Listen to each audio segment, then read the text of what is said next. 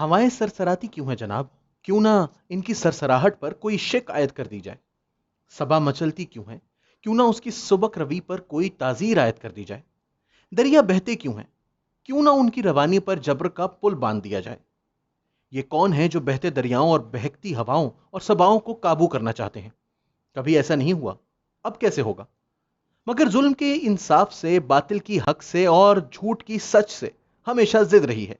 यह martial law तो नहीं, वतन अजीज में जमहूरियत का राज है। खल्के खुदा की हुक्मरानी है। जमहूरियत अपनी पूरी आबोताब के साथ राइज है। हुक्मरान अवाम को जवाब दे, मुक्तदिर अवाम की ताकत के सामने सरनिगूं, शख्सी आज़ादियां मौजूद, इंसानी हकूक जिंदाबाद, ना हकूक की राहजनी का खौफ, ना इंसाफ की राह में कोई कदगन, अदालतें आज़ादी इजहार की जामिन और वजीर आजम रियाया का हामी और गरीब परवर। सब अच्छा है, शुक्र है मार्शल लॉ नहीं, वरना वतन अजीज में सहाफ़ी सवाल पूछने पर और अहले इल्म अपना हक मांगने पर गायब हो जाते। बलोचिस्तान और फाटा के अवाम किसी महरूमी का शिकार नहीं और ना ही उन्हें अपना हक मांगने पर जिंदगी से महरूम किया जाता है। आइन की मुकम्मल अमलदारी है। फौज आइन के मुताबिक हुकूमत और अपने वजीर आजम की ताबे है। सियासत से मीलों दूर और सिर्फ सरहदों की मुहाफिज है।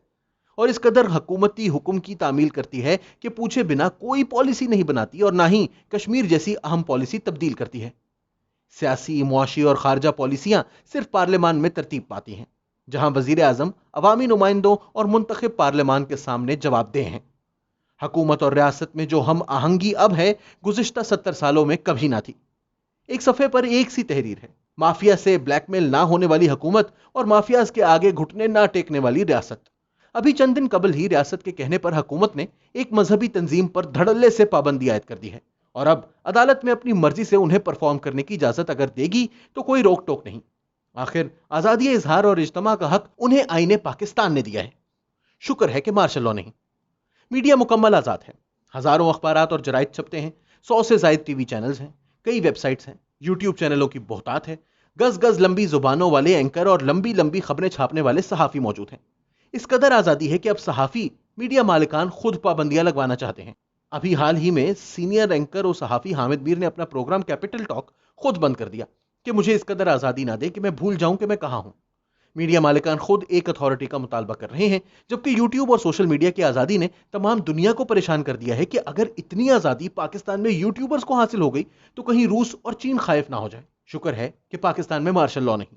अगर मार्शल लॉ होता तो सहाफी खुलकर सिर्फ हिजब इख्तलाफ की बदउनवानियों की दास्तानें ना छाप रहे होते और ना ही ऑपोजिशन रहनुमा जेल जाते। मार्शल लॉ होता तो असद तूर, अबसार आलम की गैर निसाबी सरगर्मियां काबू में रहती। अबसार आलम खुद पिस्तौल के सामने खड़े ना हो जाते और असद तूर लड़की के भाइयों को खुद घर लेकर ना जाते और इतनी फर्माबरदारी ना दिखाते कि खुद पर ही तशद्दुद करते रहे। मतीउल्लाह जान ने खुद को अगवा कर लिया और अपने हायर शुदा अगवाकारों के जरिए वीगो गाड़ियों के लश्कर में दिन भर घूमते रहे। खवातीन सहाफियों को भी बिल्कुल हरास नहीं किया जाता, बल्कि उन्हें इस कदर एहसास तहफ़्फ़ुज़ है कि यूरोपीय यूनियन तक परेशान है कि इनके मुमालिक में खवातीन सहाफियों को इतनी आज़ादी क्यों नहीं मिल सक रही। सोशल मीडिया पर खवातीन सहाफियों को शाइस्ता अल्फाज से नवाजा जाता है और इस कदर हुकूमती तर्जुमान इज्जत देते हैं कि अकल दंग रह जाती है। ना किरदार कुशी, ना ही गालम गलोच, सही मानों में रियासत मदीना जैसा एहतराम खवातीन सहाफियों को दिया जाता है।